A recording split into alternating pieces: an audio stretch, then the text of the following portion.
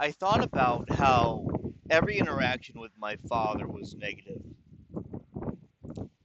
And despite there being an issue, a tactic, some form of manipulation with everything that he said, every interaction we ever had, I thought the best way to sum it up is there was never a healthy interaction between us. That sums it up.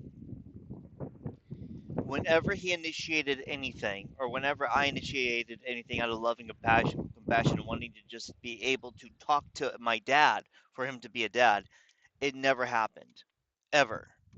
He was always just too busy watching TV and looking to try and cause conflict. That's all he did. That was his whole life. Um, I don't know. Like, I look back at my childhood and the memories of my narcissistic parents is either hitting me, bragging about their daughter because she became a Radio Oz DJ, and so they're like, "This is our one. This one represents us and who we are," you know. And the last and final, most common one is just sitting down watching TV. My parents spent so many hours a day just watching TV, just sitting there, eating unhealthy food, watching TV. That was it. And if they were doing other things, they would still be watching TV. There's no good memories of us spending time together. And the ones that I did have, I had to correct myself and realize that was not us having a family time together because I was not treated like part of the family.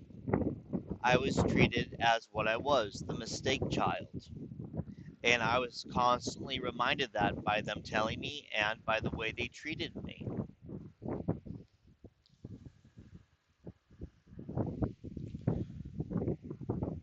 But it's difficult because I've learned to accept that behavior in my life by others, and I need to actively remove them and be like, no, this is not going to happen. I remember I worked for a company for a few weeks called Bort Longyear in California, a drilling company, and they had a guy there, a white male boomer from Indiana, who treated me in such a unacceptable way that every day I had to complain on him by the things he said to me and the way he was acting. And he would not stop. The harassment continued every single day until it reached the point where I actually had to quit. And when I quit that day, I found out that there were three other employees that refused to go to the yard or work when he was there. This guy had moved from Indiana, brought the Indiana mindset with him, thinking he can get away with that. He kept getting fired at every single job until Bort Longyear just allowed his constant abuse and couldn't fire him because they were afraid of the legal repercussions of firing a boomer. You know, boomers passed laws making it basically illegal to fire them. Um, so that's another reason they're so lazy at their jobs, you know. But it was just something where I just was not going to put up with it. And I recommend that as far as if you have a narcissist in your life and they're just in the workplace, it's one of those things where you need to keep this in mind. That is personal stuff, and they bring personal stuff into the workplace. It will ruin your life, and it follows you home. You don't carry it home with you. No, no, no. It follows you home. So if you're in a workplace where you're dealing with narcissists, there was a time I was with three psychopathic, malignant narcissists, and I was the only good one there. They constantly took advantage of me. They would steal my ideas, and I later find out all my ideas, over 30 of them, were stolen, and they split them up amongst each other and sold it to corporate as their own ideas. They didn't get a single one to work because they didn't know how to make them work. They didn't have you know what I mean, the passion for it. And that company was just that branch finally went under. Um, but yeah, then I found out when I was fired. from that company that there had been dozens of false accusations made against me with those guys when they would make a mistake and there was a write up, they would put it on my name that I got written up. And that's how bad it can get, you guys.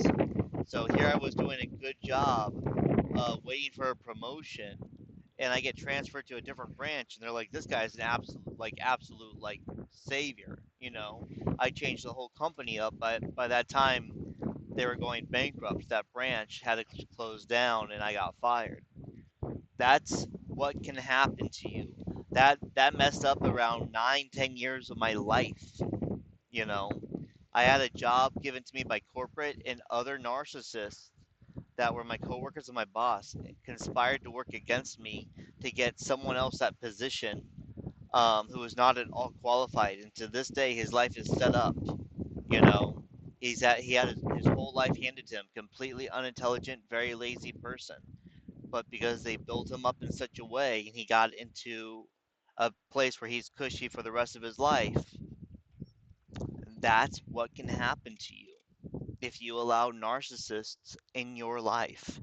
So learn to limit the narcissists in your life, not just the interaction. The narcissists that are actively in your life, and also the ones that do, make sure that you know. Look at them, learn how to protect yourself against them with speaking properly.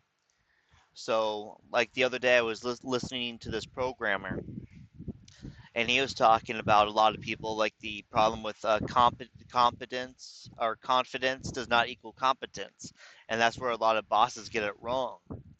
And he was discussing that he found in his line of work when in coding, when something would not work out and the boss would ask him about it, he would not blame another team or anything. He would say, unfortunately, it's out of my control, it never passed this stage. And so he put two things in that boss's head as far as, okay, it's out of his control, and it's this stage. Who's in control of this stage? So you let the boss figure it out, but you don't name names. And so limit the interactions of narcissists. You're still going to have some, and handle them tactfully in that way. And like me as a 43-year-old man, never gone to school, no education in my life, I had no guidance. And I wish I had learned that um, in my early years because it would have saved me decades of mistreatment and abuse. And today I would have my position with that company up in corporate, traveling around the world making stuff happen because I was extremely qualified for that job.